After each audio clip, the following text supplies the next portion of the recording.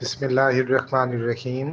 Stage अदाकारा Ruby Anam ने senior अदाकारा बुशरा अंसारी से मुतालिक चंद दिन कबल कही गई अपनी बात का दिफा करते हुए दावा किया है कि इन्हें 75% लोगों ने फ़ोन करके कहा कि उन्होंने दुरुस्त बात कही।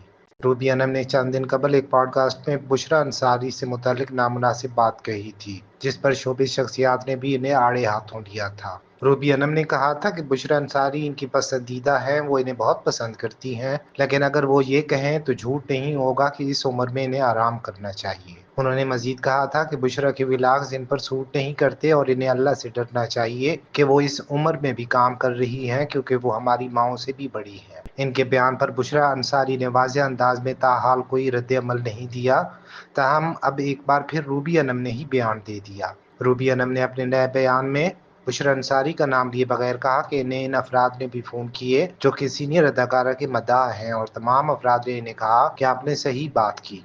अदाकारा के मुताबिक इन्हें फ़ोन कॉल्स करके दुरुस्त करार देने वाले अफराद में ज़्यादातर ख़वातीन शामिल हैं, जो कि पहले बुशरा अंसारी की हमायत में बात करती रही हैं। अदाकारा का कहना था कि वो मुनाफ़िकत से काम नहीं ले सकती, उन्होंने जो कहा वो सच कहा, वो कोई गलत बात नहीं करेंगी। रूबी अनम ने ये भी कहा कि इनकी बात पर बहुत सारे लोगों का इन पर एतमाद बढ़ा और वो लोगों का एतमाद नहीं तोड़ सकती, और ये कि वो मोहब्बत करने वाले अफराद की मशकूर हैं।